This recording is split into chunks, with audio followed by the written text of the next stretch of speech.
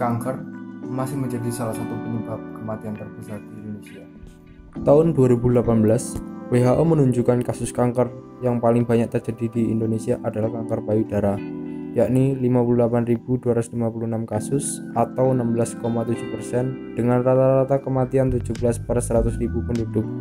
Disusul kanker serviks sebanyak 32,469 kasus atau 9,3% dari jumlah total dengan rata-rata kematian 13,9 per 100.000 penduduk.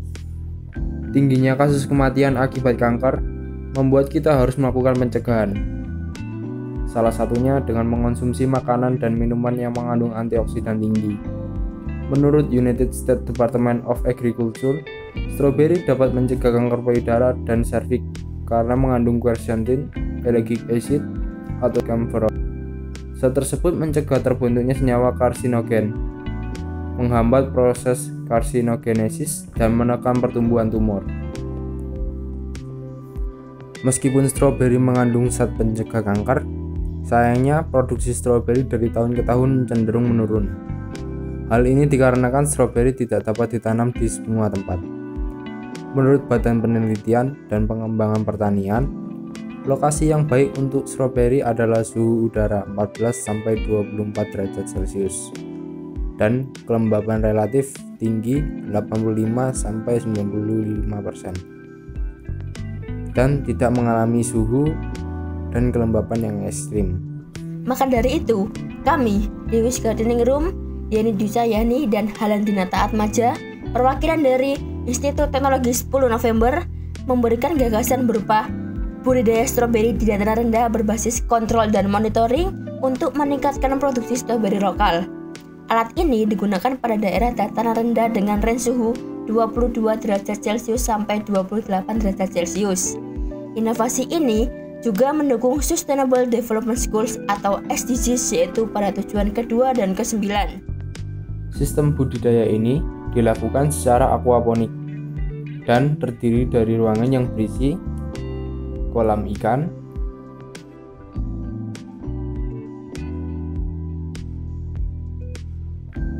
reaktor, AC, dan spray. Alat ini bekerja di dalam suatu ruangan. Ketika sensor di HT11 membaca suhu lebih dari 24 derajat Celcius, maka mikrokontroler akan memerintahkan AC untuk menyala. Ketika kelembapan kurang dari 85%, maka mikrokontroler akan memerintahkan spray untuk menyemprotkan air. Di kolam ikan dan reaktor, dipasang sensor level ultrasonik HCSR04 untuk mendeteksi ketinggian air. Apabila ketinggian air kurang dari set point, maka valve akan menyala untuk mengisi air di dalam kolam ikan dan reaktor. Reaktor ini berfungsi untuk menghancurkan feses ikan dan mencampurkannya dengan serbuk penurun pH, bakteri Nitrosomonas dan Nitrobakter, serta pupuk organik cair untuk tambahan nutrisi stroberi. Kemudian, bahan-bahan tersebut diaduk selama 20 detik. Setelah diaduk, pompa akan menyala dan mengalirkan nutrisi tersebut ke pipa yang berisi stroberi. Sebelum dialirkan kembali ke dalam kolam, sisa air nutrisi stroberi disaring terlebih dahulu di bagian bawah pipa dengan menggunakan penjernihan alami, menggunakan bata, sekam, arang, ijuk, dan kerikil. Hal ini dilakukan agar air terbebas dari senyawa yang dapat meracuni ikan. Sistem ini juga terhubung dengan aplikasi Siponi. Untuk menggunakan aplikasi ini, user harus login terlebih dahulu menggunakan email dan password yang terdaftar. Kemudian akan muncul menu beranda yang berisi submenu controlling dan monitoring. Untuk melakukan kontrol, kita bisa menggunakan submenu controlling, misalnya controlling kelembapan. Di sini, kita dapat mengatur penggunaan spray dengan cara menekan tombol on dan off. Untuk melakukan pemantauan, kita bisa menggunakan submenu monitoring. Misalnya, kita ingin memantau suhu, maka akan muncul tampilan grafik dari suhu yang dihasilkan. Pada grafik suhu, pembacaan dilakukan setiap 20 detik. Dan ketika suhu tidak sesuai dengan set point, maka kita bisa melakukan kontrol suhu di submenu controlling. Pada aplikasi Siponi juga terdapat menu informasi yang berisi informasi mengenai alat ini, dan juga terdapat menu bantuan untuk membantu user jika terdapat kendala saat menggunakan alat ini. User juga bisa mengatur bahasa Indonesia atau bahasa Inggris untuk menjalankan aplikasi ini. Tingkat kesiapan teknologi dari sistem ini adalah TKT4, yaitu validasi kode, komponen dan atau breadboard validation, dalam lingkungan laboratorium. Tingkat 4 ini didapat karena sudah melalui TKT 1, yaitu prinsip dasar dari teknologi diteliti dan dilaporkan. TKT 2 yaitu formulasi konsep dan atau aplikasi teknologi.